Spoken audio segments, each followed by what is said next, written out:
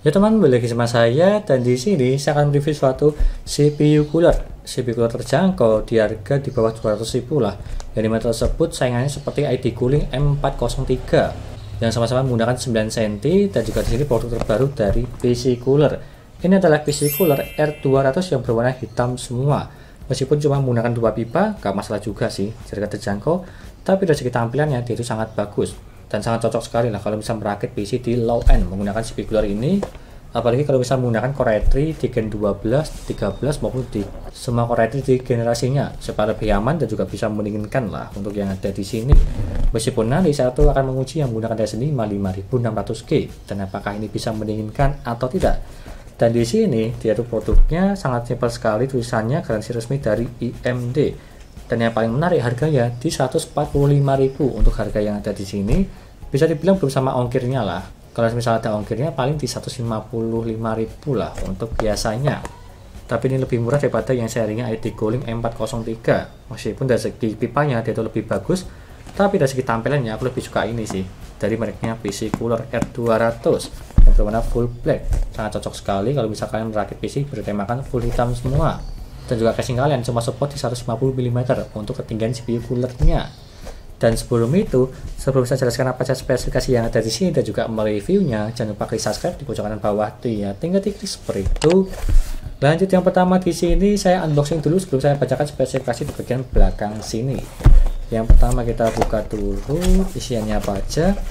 Di sini ada bracketnya semua dan juga ada thermal paste berbentuk sasetan seperti yang kalian lihat ini ya. Fokus dulu. Dan kita lihat di bagian dalam ada gabus dan di bagian dalam langsung ada gabusnya juga serta ada CPU coolernya ini. Dan di bagian dalam udah kosong, aku rapikan dulu sebentar. Dan seperti ini untuk penampakannya, sangat simpel sekali, berwarna hitam dan juga di bagian atas ini juga berwarna hitam. Ada tulisan CPE ya, aku juga kurang tahu sih CPE tersebut dia itu bagian dari PC cooler juga. Atau bisa jadi CPU tersebut di bawah naungan PC Cooler, aku juga kurang tahu dari segi historinya. Tapi yang terpenting kita lihat dari segi performanya aja habis ini. Tapi dari segi fan-nya tersebut dia itu juga ada tulisan CPA juga. Dan menarik sih, berwarna full hitam semua. Meskipun heatsink yang berwarna silver nggak masalah juga untuk yang ada di sini. Kita lihat dari segi spesifikasi di bagian belakangnya dulu.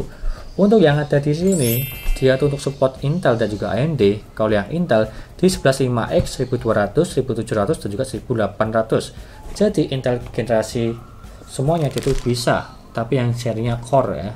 Kecuali di generasi pertama, seri 775 dia itu tidak bisa, cuma di 115X sampai di 18XX.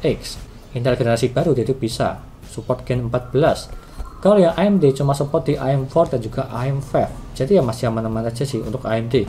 Karena kebanyakan user AMD sekarang masih menggunakan di tipenya Ryzen dan juga tersebut di AM4 maupun di AM5.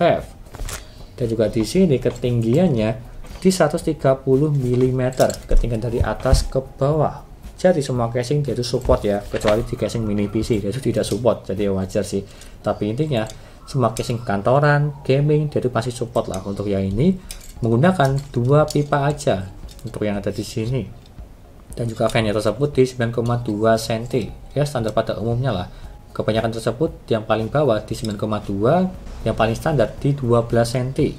Menggunakan tipe bearing hydraulic bearing dan juga fan speednya di 2200 rpm. Terbilang ini kencang karena cuma menggunakan 3 pin aja untuk yang ada di sini. 2200 sih ya langsung auto 2200 lah, jadi agak berisik sih kalau aku pribadi. Tapi kita akan lihat aja nanti apakah ini berisik atau tidak. Langsung ditembus di 2200. Dari sini fan noise-nya di 30 desibel serta yang lainnya dia itu garansinya di 2 tahun untuk produk yang ada di sini, PC Cooler R200 ya. Kurang lebih seperti itu untuk spesifikasinya di bagian belakang box ini. Dan kita lihat dari segi penampakannya yang ada di sini, 2 pipanya tersebut ya standar pada umumnya lah. Dan aku juga penasaran sih kalau dibandingkan dengan Jones CR 1200 apakah ini lebih bagus atau tidak.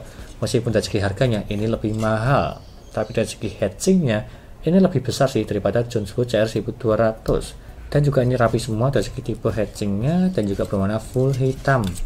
Menggunakan ini PC Cooler R200 di harga 150.000 lah untuk produk yang ada di sini.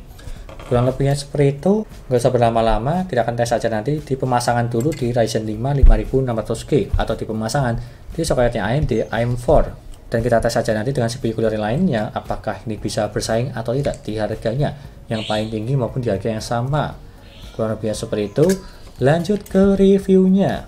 Yuk.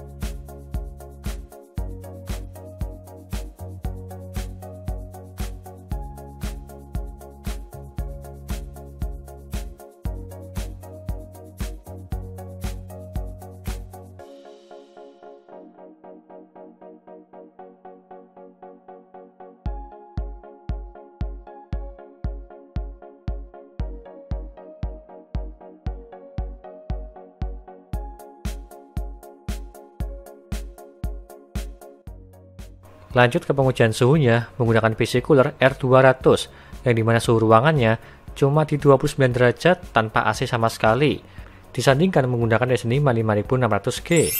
Untuk minimal yang mendapatkan di 40 derajat dan juga maksimalnya di 80 derajat.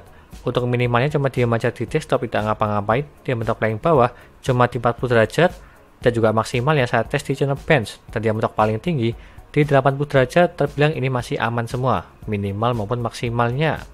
Dan seperti ini untuk datanya. Tapi yang pertama kita bandingkan dengan stok cooler bawaan dulu. Seperti di bagian pojok kanan ya, untuk yang ada di sini cuma terpaut 1 derajat dari PC Cooler R200 ke stok cooler dan juga maksimalnya terpaut di 8 derajat.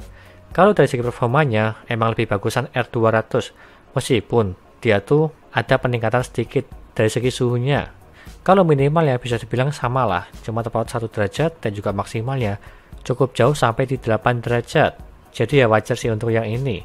Suhu maksimalnya tidak jauh-jauh banget. Kurang lebihnya seperti itu.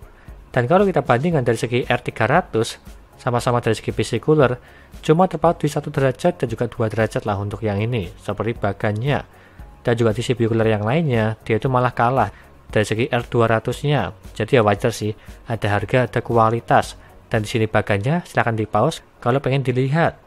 Kurang lebihnya seperti itu. Dan lanjut ke kesimpulannya. Di harga 145.000 apakah ini bagus atau tidak? Terbilang ini cukup bagus, yang dimana suhunya lebih bagus daripada stok cooler bawaan AMD. Dan juga dia itu masih bersaing lah, meskipun tidak jauh-jauh banget. Dan juga yang lainnya, desainnya dia itu elegan hitam dan menggunakan 9 cm. Serta memiliki 2 heat pad. Dan apalagi maksimal TDP-nya cuma di 110 watt ya untuk prosesornya. Jadi kalau menggunakan Ryzen 5, Ryzen 3, Core i3, Core i5 itu masih aman. Tapi ya tergantung generasinya sih. Kalau semisal menggunakan Core i5 Gen 13 yang dimana membutuhkan 150 wattan, ini kurang lah dari segi CPU coolernya. Kalau yang semisal Core i5 Intel maksimal di Gen 10 untuk amannya. Kalau Ryzen sih ya di 5000 series lah. Yang penting masih di bawah 110 watt TDP-nya. Serta yang lainnya garansi di 2 tahun, jadi aman lah untuk yang ini. Dan kalau berminat silahkan beli aja, linknya ada di deskripsi jika lo berminat untuk ini. Sekian dari saya, jangan lupa like dan subscribe, dan nantikan video lainnya mengenai review-review papat PC seperti contoh yang ada di sini, CPU cooler, SSD, casing, dan juga yang lainnya. Terima kasih sudah menonton.